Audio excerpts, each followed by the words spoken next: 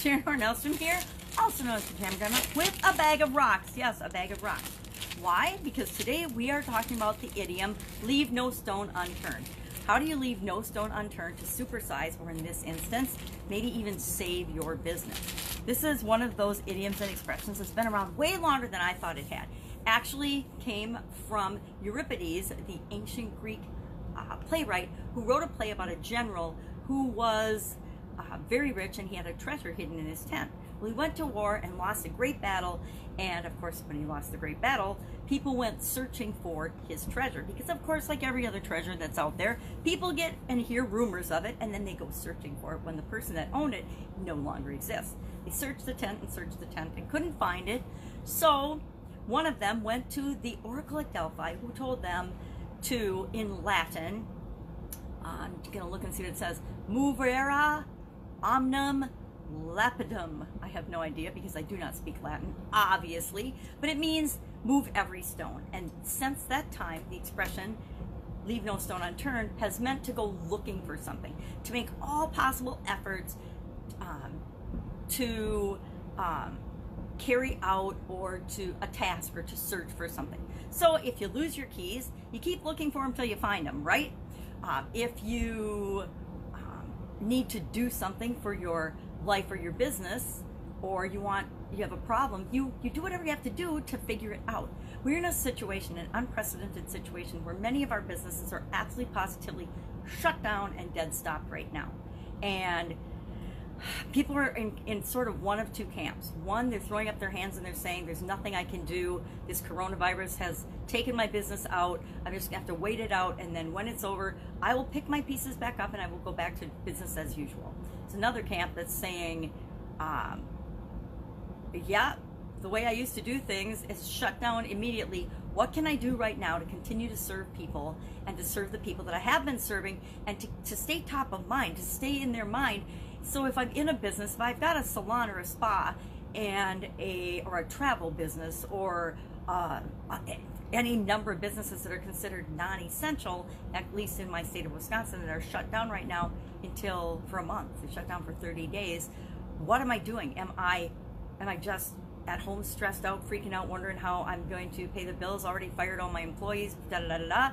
Or am I continuing to figure out, okay, this is done, but what can I do right now to serve the people that I've been serving? Because I want to make sure that if I can't do anything right now, if I figure that there's nothing I can do, I still want to be communicating with them and be engaged with them and reminding them that we exist and we'll be back as soon as this is all over. And is there any way, just ask the question, is there any way that we can support you or help you throughout this challenging time, right?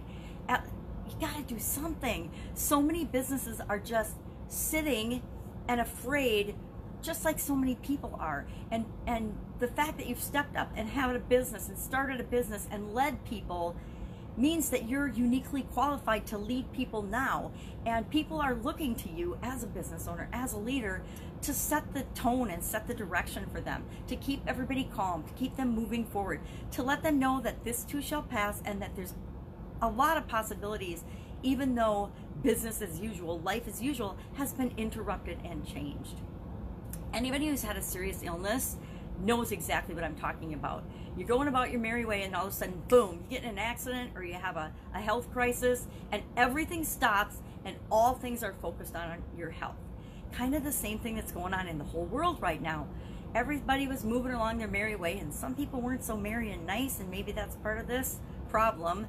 And I think those are the people that are struggling the most right now. But the people that have been kind, generous, Christian human beings, not necessarily Christian, but I guess kindness is the best word I've got for it, to other people and care about other people, seem to be weathering this storm better.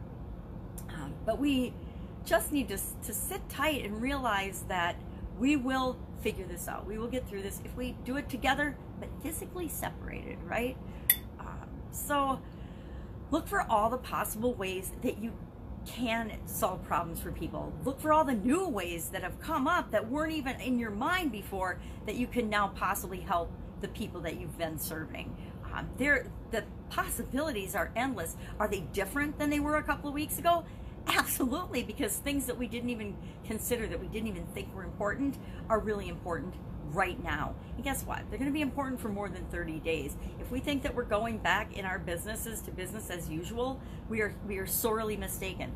If I think that I'm going back to a salon now, and this always kind of bothered me, a nail salon that doesn't have you wash your hands before they start working on you, I'm never going to those salons again. We are forever changed in our thinking about how we will interact with people and with businesses and communities from now on. Physically, not socially, not relationship-wise, but actually physically interact with things. So if your business is shut down, you at least need to be thinking about the things that you need to change, you need to do differently, and that you want to do differently to make people feel better and more secure about doing business with you. I guarantee that there are businesses that never thought about safety, wellness, security before, and cleanliness. You've been in those businesses, I know I have, that are just filthy, and you're like, oh my God, I'm sorry I have to come in here and pay. This is disgusting. I'm never coming here again. Like when you're traveling and you go to a gas station along the road that's got filthy facilities. We've all been there, right? Or not all of us, but a lot of us. You're thankful that you never have to go to that business again. Make sure you're not that business. Make sure there's things that you're thinking about or planning or doing or working on. Be using this time in ways that will benefit you, and look at it as the gift that it really is. That, you know, I remember running my businesses and my small businesses. I would never in my life back then have taken a month off. I wouldn't even have taken a day off, much less an entire week or weeks or a month to work on my business instead of working in my business, because I was too busy back then working in my business, making sure everything was going instead of working on it. This is our huge opportunity to work on our businesses and create more of what we want and serve people better, not to feel bad about it happening, right? Because it's one of those things, it's like the past. Nothing you can do about it, so figure out, be proactive what you're going to do and move forward. So fun idiom today. I'll be with you, of course, tomorrow with another interesting idiom. If there's an idiom or an expression you'd like to know the meaning of and how we can apply it to our businesses and our lives, and in this instance, nowadays, right now, almost more to save our businesses than to supersize and grow them. The businesses that are still in business and running and cranking along, and some of those industries, guess what? They're seeing a heyday that they thought they would probably never see. Think about the grocery industry, right? The grocery industry has been barely making it, marginally, have teeny tiny profits for decades, and now they are one of the most important industries in the world. So, there's always two sides to everything. So look for the upside and make sure that you're focusing on that, and lead other people because they're looking to you to lead. If I can help you in any way, ask in the comments below. Otherwise, I will be with you tomorrow. Good morning, Magni. Bye, guys.